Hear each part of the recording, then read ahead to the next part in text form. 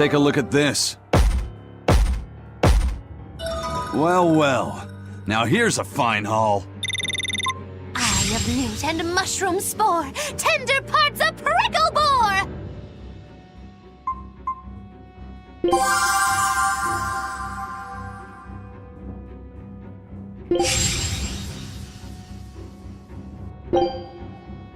Scout ship setting sail.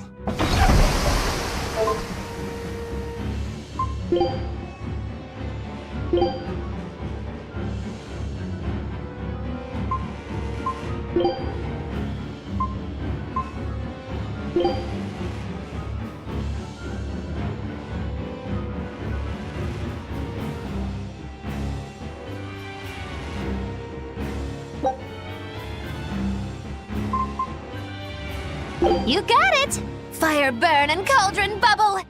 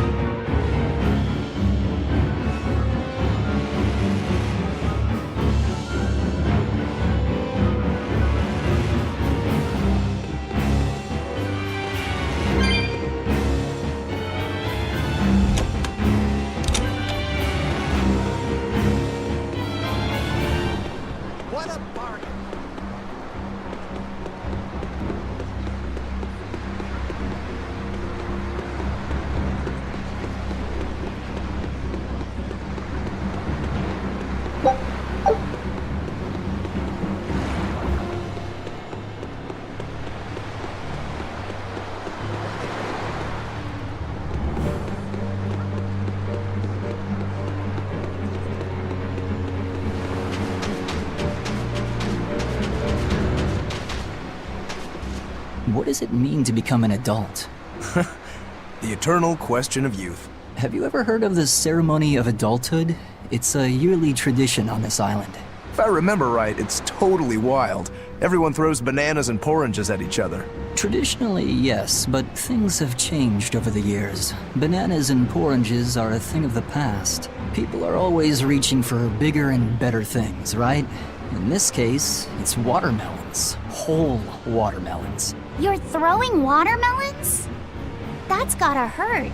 Trust me, I know. But watermelons are the least of our worries. Recently, people have started flinging coconuts. Coconuts? Those things are as hard as rocks! Trust me, I know. Like getting hit with a brick. Now, every year, there are some kids who never make it to adulthood. You don't mean they... Yeah, I've kept putting it off myself, but it looks like this year I've got no choice but to participate. That's crazy! It's far too dangerous. And more importantly, how does it make someone an adult? There are ancient traditions that say overcoming danger marks a child's coming of age. Some people still cling to the old ways. You've hit the nail on the head. There are lots of old folks that sit around complaining how weak us darn kids are. The hypocrites. Back then, they used bananas and watermelons. They even cracked the watermelons ahead of time. I don't think cracking a coconut would help much either. So that's why you're standing about looking blue. I'm so ashamed of myself for being scared. If you don't want to do the ceremony, why not just skip it?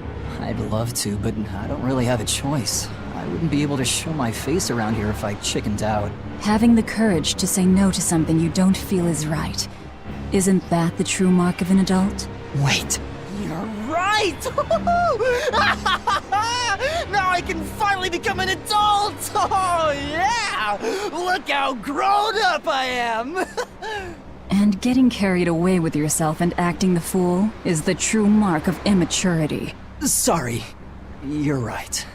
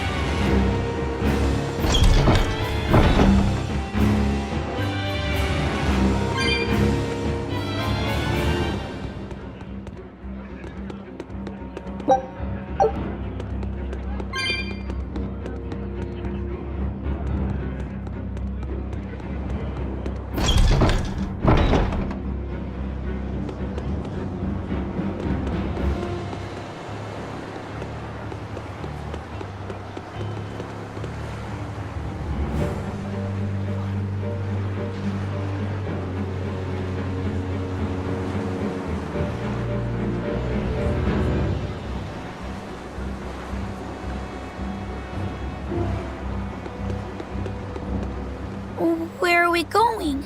Where's my mom? Kamoana, your mother is still far away. Then I need to wait for her at home. Let's go back to Haria. Scary demons are running through the village. It's too dangerous there now. But I want to see my mom. Your mom would be sad if you got hurt by a demon.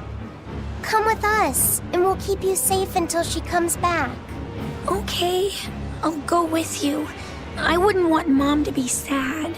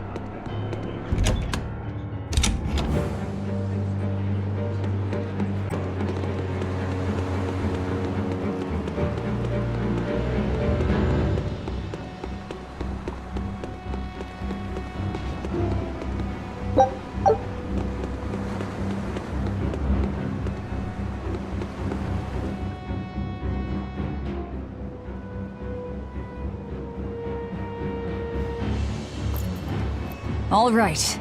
You're going to tell me about the demon blight and malevolence.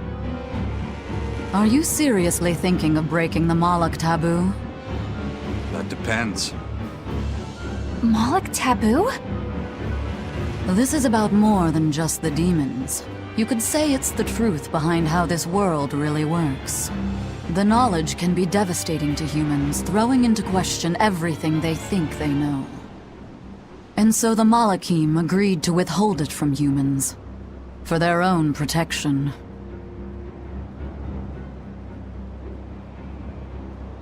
Do you still want to know? It's not like I'm a human anymore. I can't keep lying to myself. I can't go on unless I know the truth. You asked for it.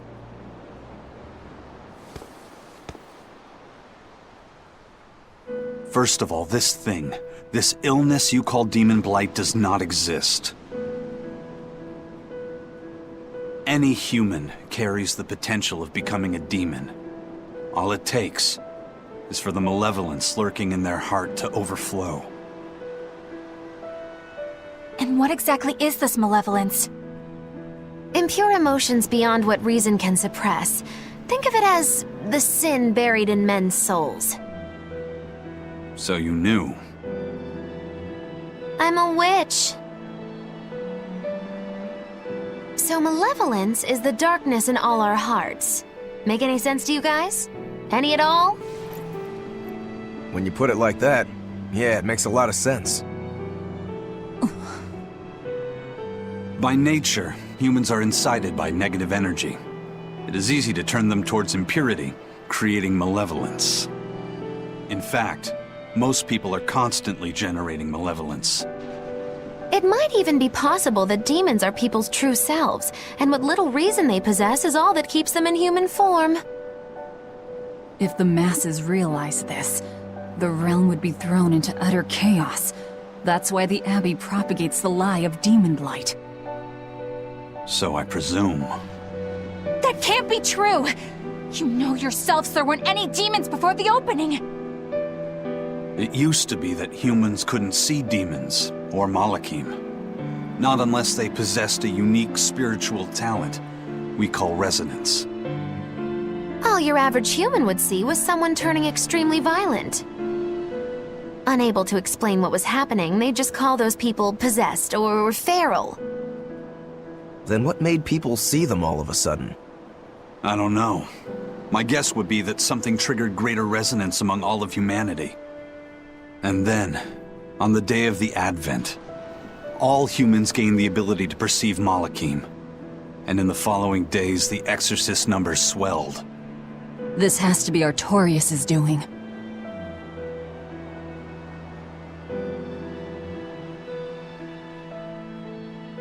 But if there's no sickness, why would an entire village turn into demons at the same time? 8-headed is the lord of the land, with 7 mouths to devour malevolence. Humans produce malevolence, which Therians consume and transmit to a Nominat. But when we removed Kamawana from the Earth Pulse point... Clever boy. That's right. With no Therian to absorb their malevolence, the villagers could no longer contain it. So you're saying it's all my fault?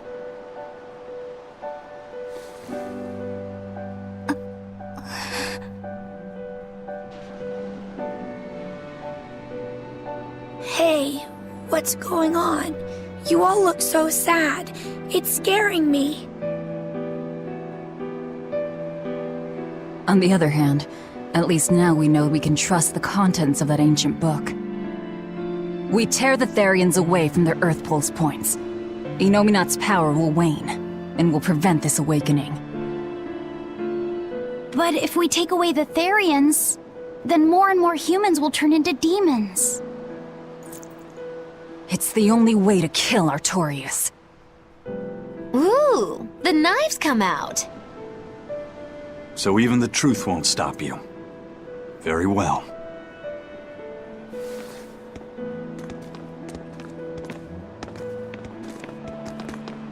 Since each Therian looks different, we'll only find them by capturing the Earth Pulse points one by one. What separates humans and demons?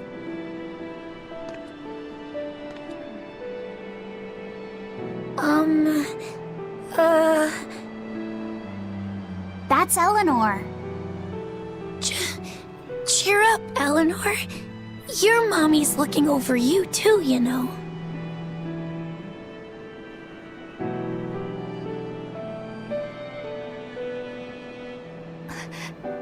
Yeah, so she is.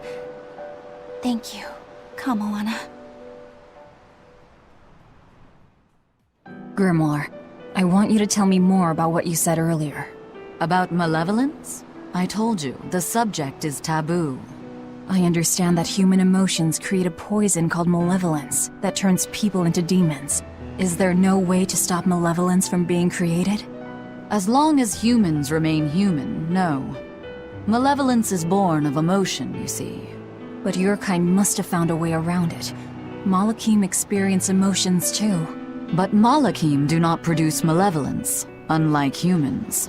That's a lie. I've watched a Malak turn into a demon. That only happens when we are exposed to too much external malevolence.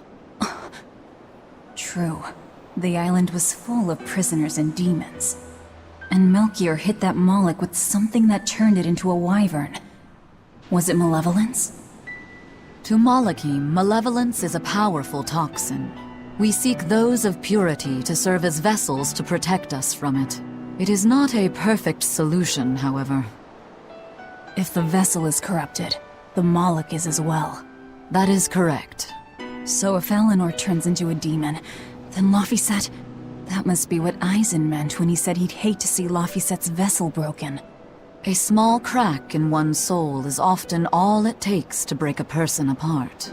So try not to pick on our squeaky clean exorcist too much, Thanks for the warning.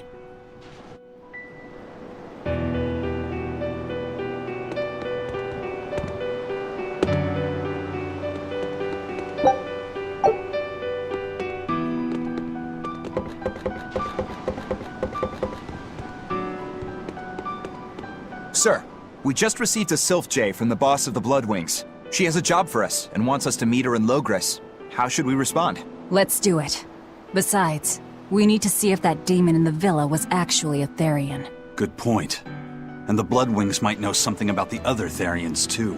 We're heading for Logres. Prepare to set sail. Ready anytime!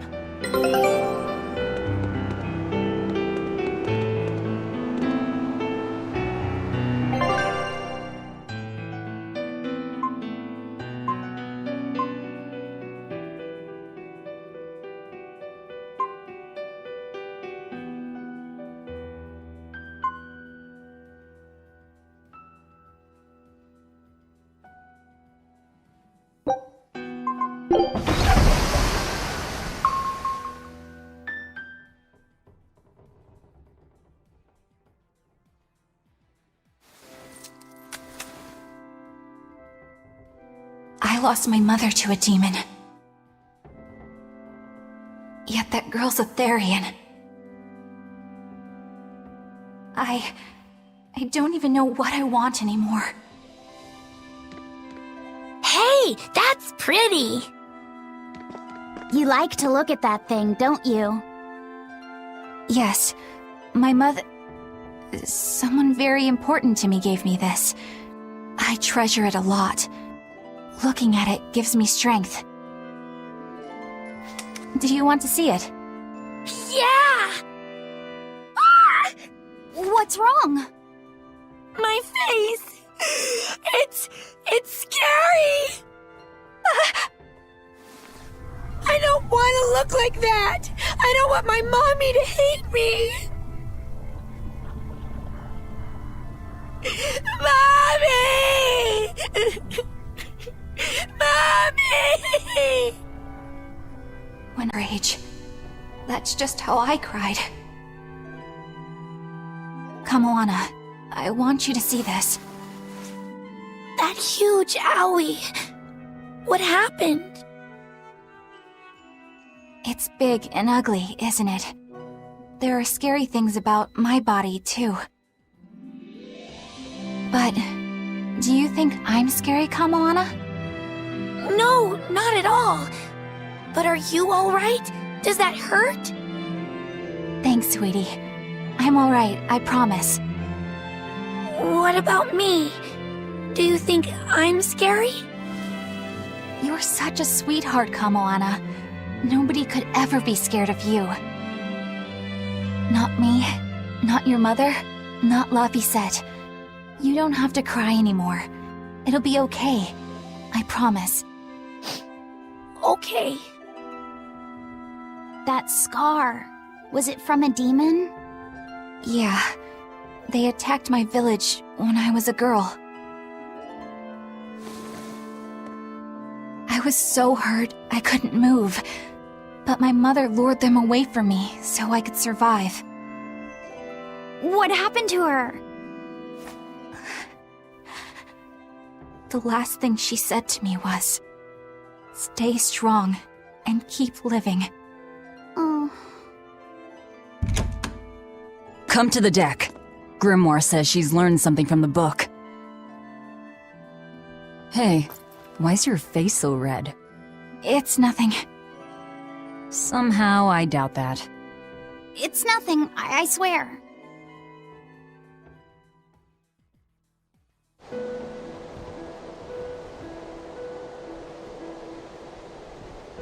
Do you all remember the second verse of that song Laphicet read earlier? 4 Empyreans may tear him asunder, but so long as there is one receptive to divine power, Therian shall be forever reborn in sight of the full crimson moon. Right.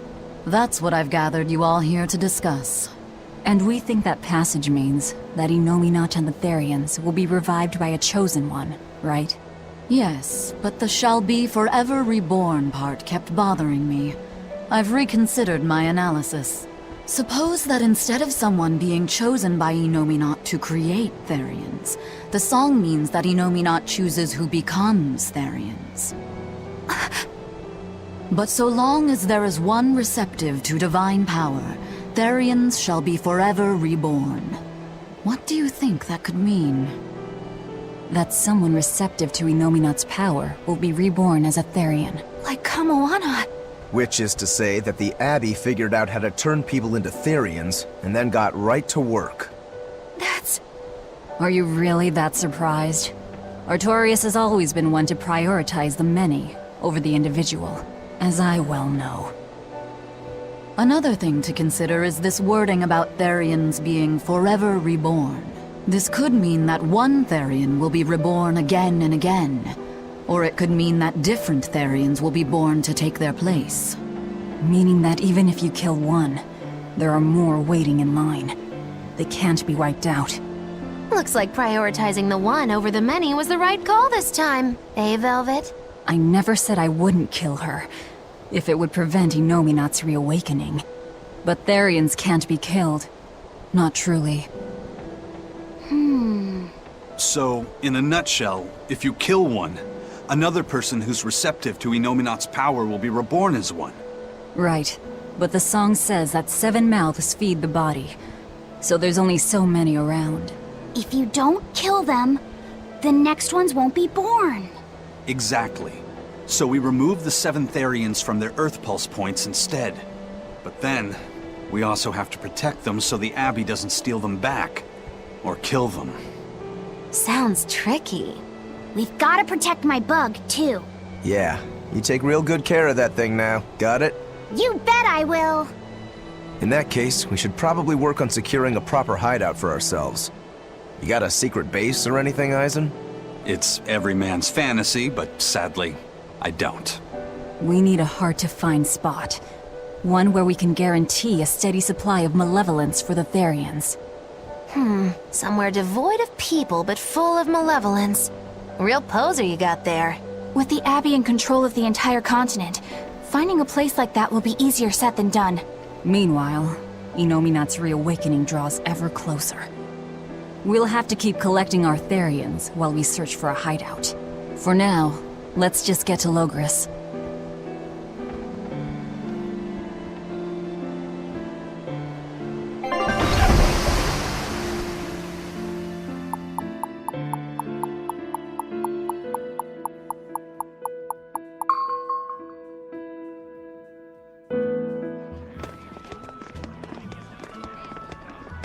Hey, old man! Give me all the water and food you got! Wait your turn, moron! I was drifting out at sea for 3 days! Almost died out there! Poor you! You probably deserved it! Say that again, wise ass! I dare ya! Shut up, both of you! No one's getting anything until you pay me what you owe first. Are they gonna be okay? Don't pay them any mind. Sailors are just a short-tempered bunch, that's all. Huh? The hell are you doing? What's going on? They've jacked up the price to dock our ship here. Oh yeah? Some real balls you've got there, buddy. If you lot want to moor here, that's the price you're gonna pay. Look, pirates are a liability to begin with, but calling your crew infamous these days would be putting it lightly. The more wanted you are, the more it's gonna cost to hide you. Capiche? Hard to argue there. Benwick, just pay the man what he wants. Yes, sir. You're such pushovers. You and the captain both. I knew I could count on you to come through, Eisen. Pleasure doing business with you. Looks like I'm causing you trouble. It comes with the job. Don't sweat it. Some sailors just have longer tempers than others. Noted.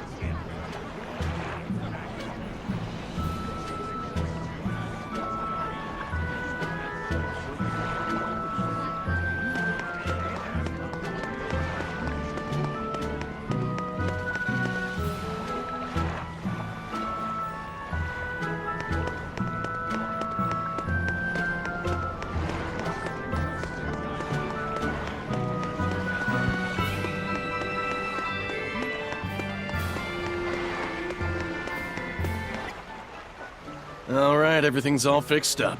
Now to polish this ship from top to bottom. You really throw your back into your work, don't you? Why shouldn't I? The Von Eltia is our pride and joy, our weapon. And most importantly, our home. I'm sure you've heard this before, but she's one odd-looking ship. The Von Eltia was built by the Kingdom 12 years ago, using the very best technology available.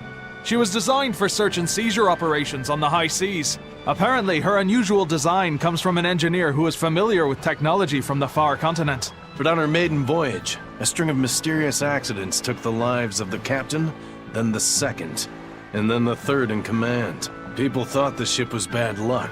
She was about to be scrapped when Captain Eifried came and snatched her for himself. If the ship was bad luck, why did Eifried want it? Well, I'm sure part of it was that he wanted a sturdy ship, capable of reaching the far continent. But when I asked him why, he said, "She looks interesting." She's too interesting if you ask me. We've been chased by storms, struck by icebergs, attacked by a giant whale. You name it. 3 years ago when the first mate arrived, it all made sense. To think we'd been haunted by a Reaper the whole time. Oh, come on. Don't go blaming the captain and the first mate for every bad thing that happens. I bet you're all just frustrated because you're forced to go where they tell you. None of us are forced to be here. We're here because we choose to be here. And we do so fully knowing what sort of men the captain and the first mate are. Anyone can leave the crew whenever they like. We're free pirates, each of us, here because we want to be. Some of us love adventure, some are looking to test their fate, and some are just searching for a good place to die. We're a ragtag bunch of rogues, that's for sure. But not a one of us has died carrying regret or resentment. So we're glad to help out you and yours. But you'd best not forget what we stand for. I won't. They're quite the crew, aren't they? Were all those accidents truly caused by your power? Yeah. I've been searching far and wide for a way to lift the Reaper's curse. But when I couldn't find a single thread to follow on this continent, I turned my eyes to the other side of the ocean. And that's why you boarded this ship. And a fine ship she is. The Von Eltia was built from 1,000-year-old wood, you know. Before I found my coin, she was my vessel. But then the accidents came. And then Eifried stole the ship. Did he know you were on board? Definitely. He had pretty solid resonance going for him. Although at first, I think he assumed I was just a dour-eyed lubber worthy of little notice. I suppose being a Reaper tends to take its toll like that. No argument there. But still, whether they could see me or not, they didn't act any differently at all. I fought my damn curse with everything I had. And Eifried and his crew fought right along with me. Hell, we even finally made it to the far continent. And you didn't find anything there? To help with your curse? I didn't even look. But that's why you went there, isn't it? Eventually, I just got tired of fighting back. The crew, They taught me how to feel alive, and the joy of pursuing my dreams alongside good friends.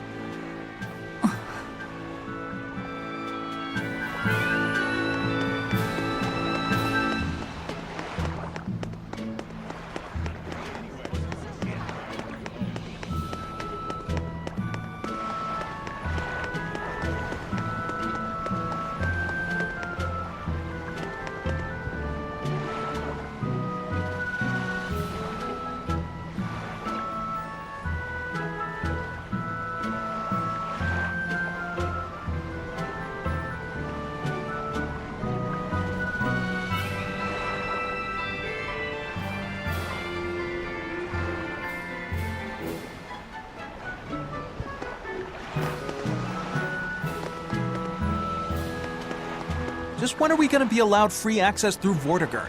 Having to go all the way around it every time is far too inconvenient.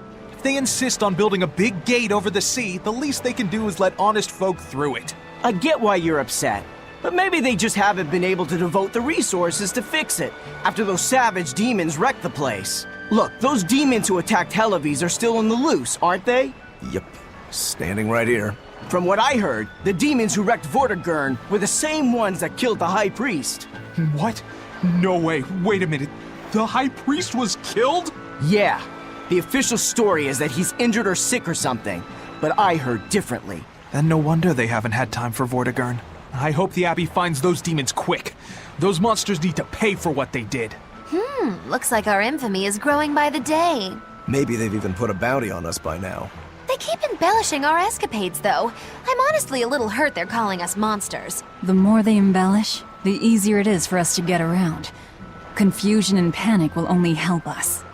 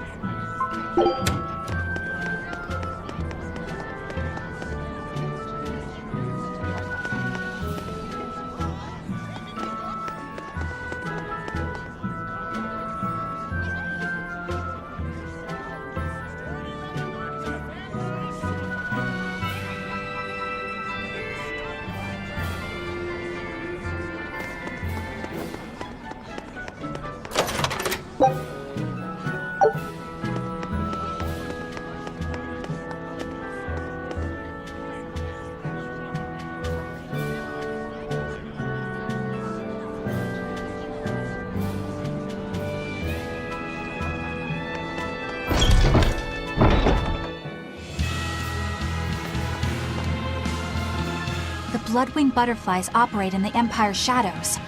Not even the Abbey knows their full scope beyond whispers and rumor. And you all have a connection to them, don't you? Dark and interconnected is the underworld.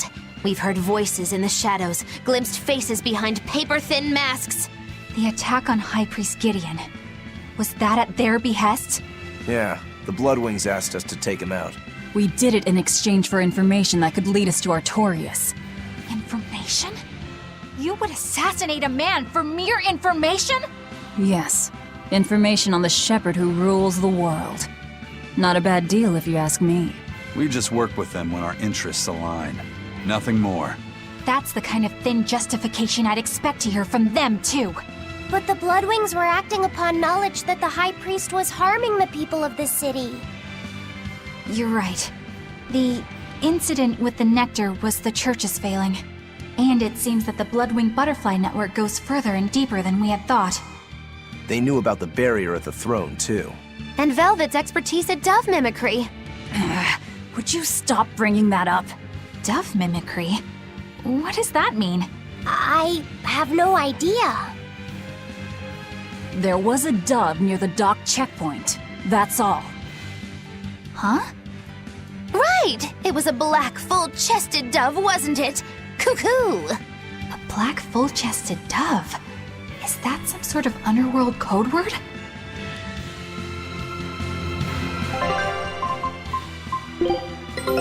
Take a look at this.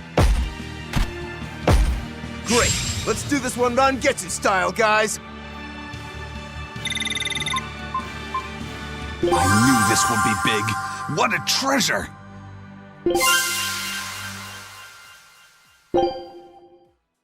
Scout ship setting sail.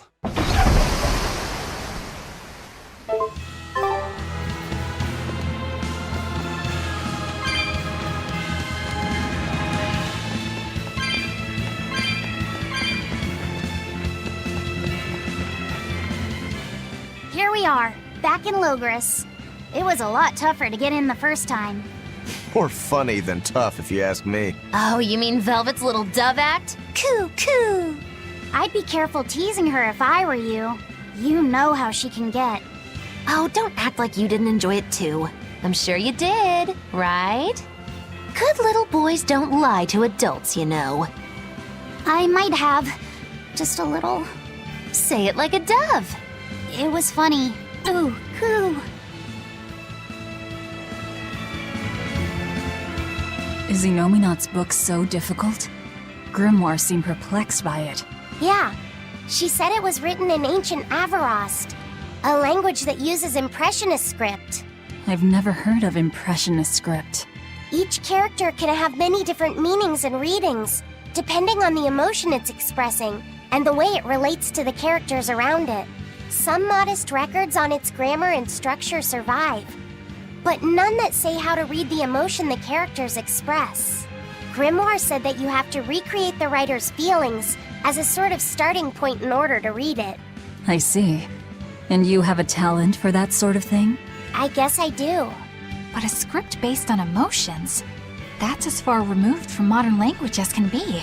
Yeah, it's completely unrelated apparently. How can it be completely unrelated? After the temperance of Avarost, the entirety of human civilization vanished. The language went with it. Much as a blooming flower loses its petals, the Avarost civilization grew too far and came to its final end. The surviving buildings and ancient tools, the likes of which our technology cannot replicate, were the beginning of that end. In any case, it sounds like deciphering that writing will take quite a while.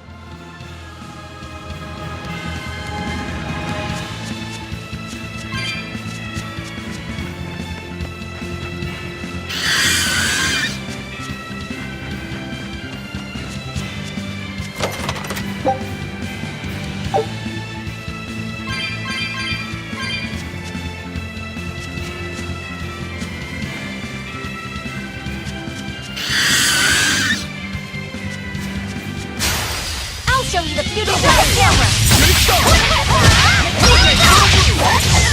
Rain down!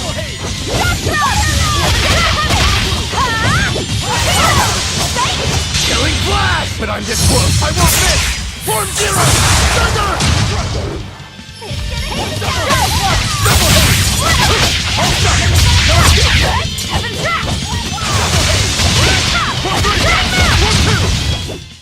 That's the end for you! What an easy victory. I am invincible!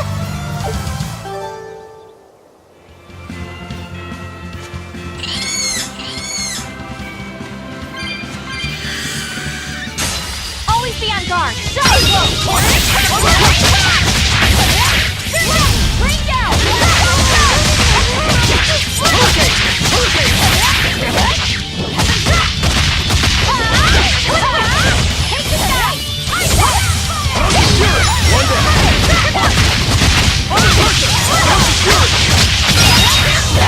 Now, rise!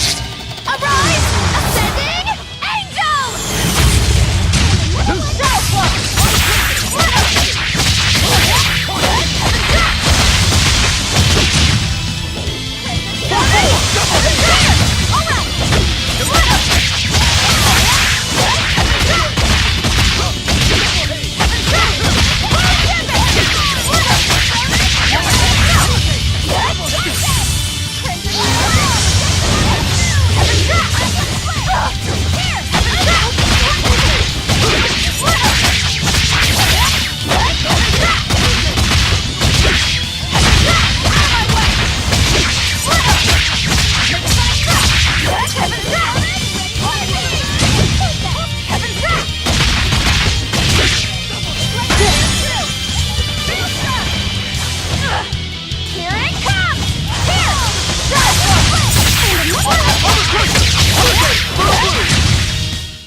It was a close one, but I am the victor.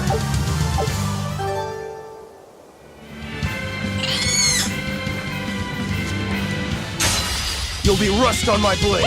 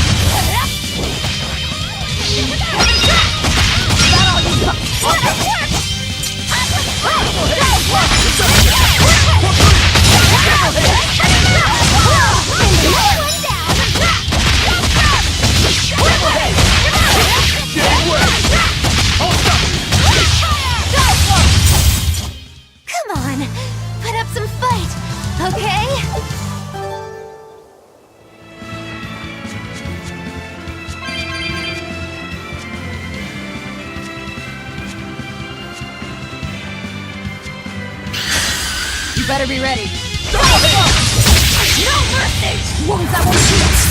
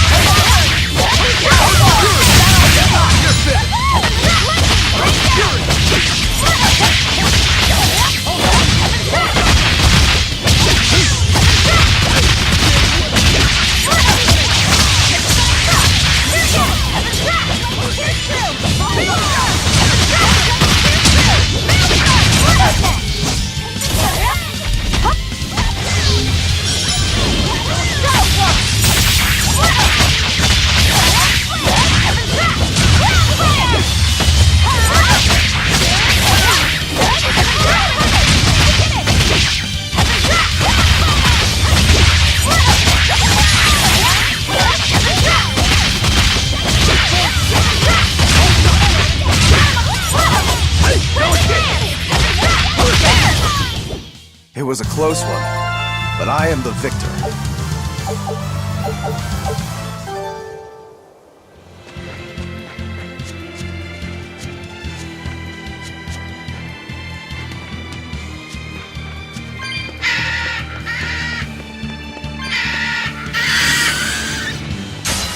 On to battle!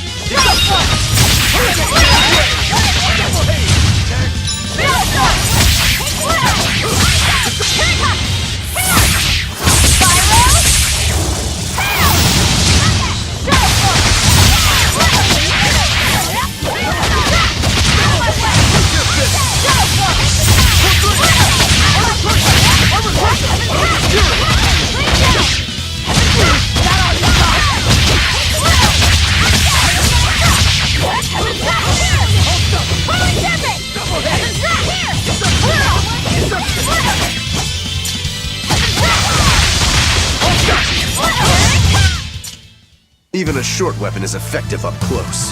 And training can help it get even closer!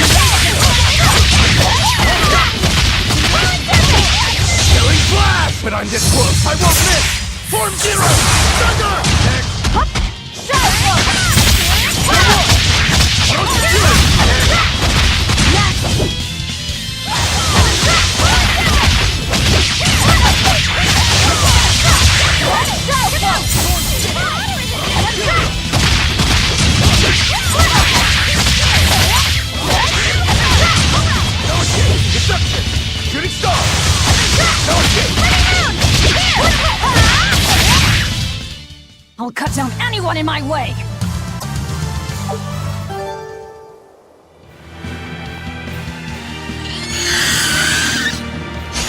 I'll finish this quick.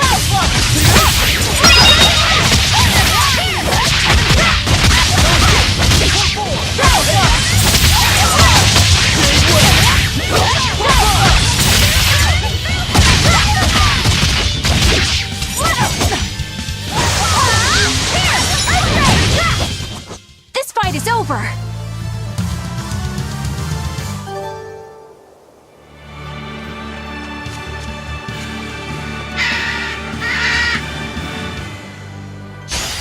I'll finish this quickly.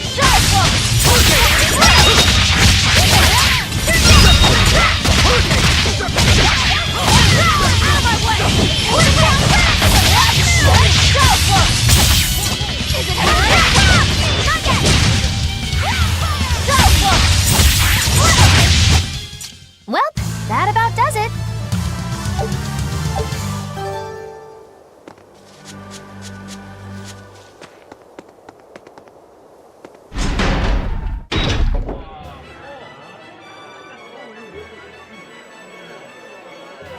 Man, the capital sure is big.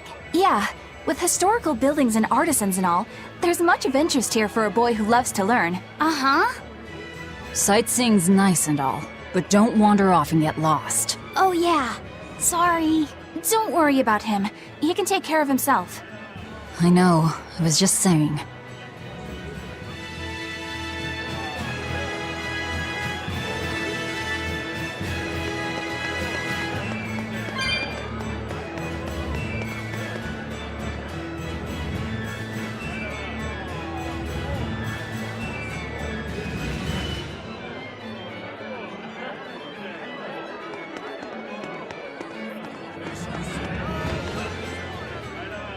You look like travelers.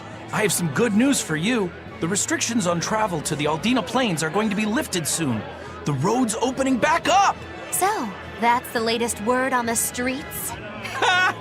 I see what you did there. I try to liven things up around here.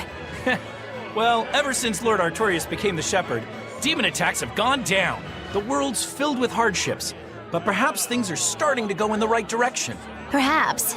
The demons who nearly destroyed Halaves are still skipping about on the loose, though. What? And just the other day, a village near Salt was destroyed by the demon blight. Guess the capital doesn't mind, though. What?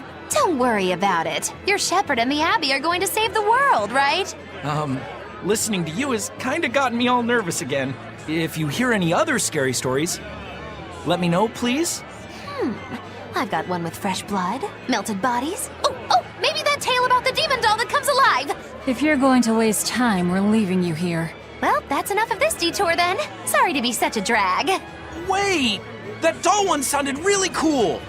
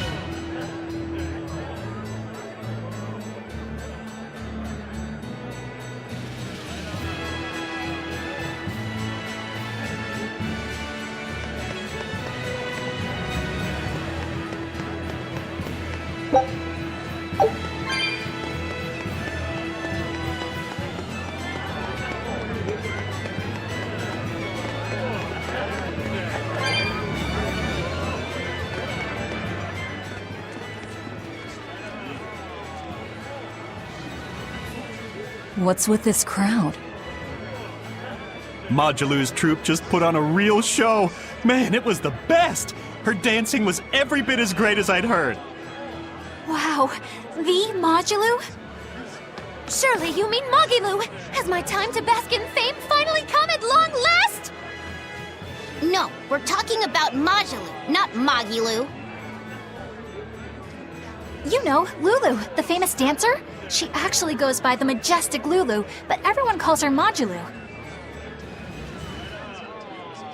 Just watching the beauty of her dance, you can't help but feel like maybe everything's gonna turn out okay in the world. Sounds like a pretty cheerful act she has. Cheerful? This is all a ripoff! She's just trying to pass off as Mogilu's menagerie and profit from our good name! What good name? We don't actually perform anything. I was planning on getting started eventually, but now this con artist comes along and ruins everything! I can't just ignore that, you know.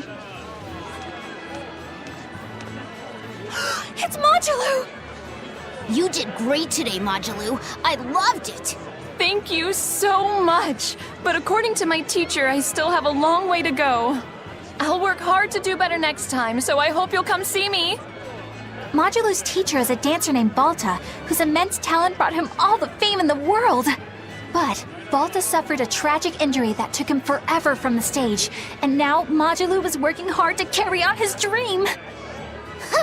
So, you're Modulu then? I am. My teacher and I work really hard to put on performances that'll leave a lasting impact. And I refuse to let anyone call me a phony.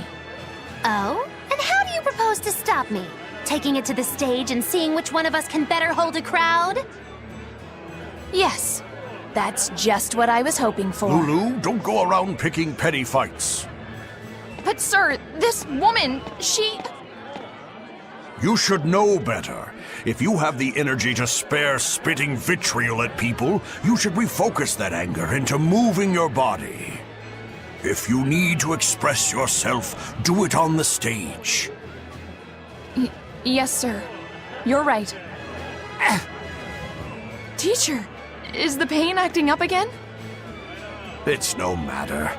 What does pain compare to losing the ability to dance? Anyway, what matters is how you're holding up. I'm fine, sir. Good, then let's head back and practice some more.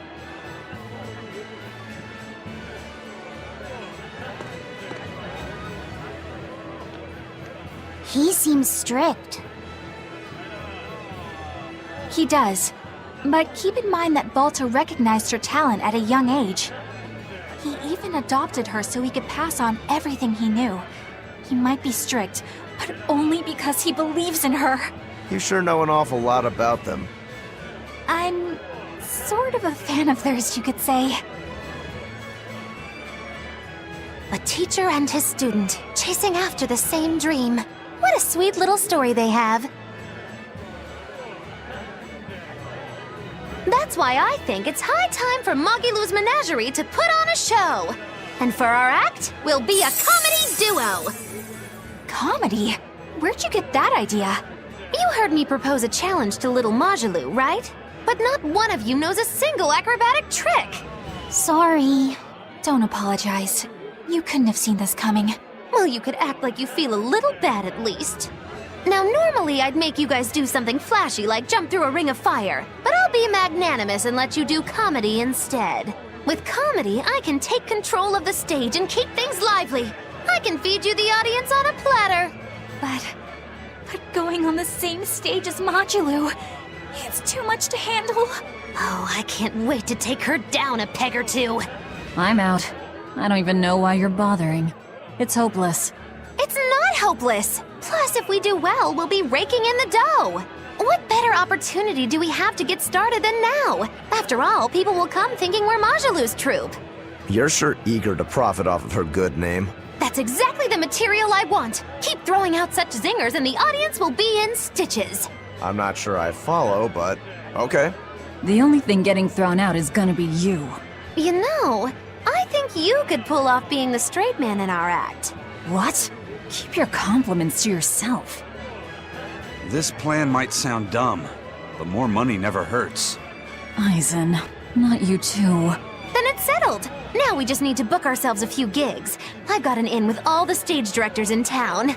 For now, I think everyone should pair up so we can figure out just what sort of comedy we'll have. Everybody? Even me? Certainly.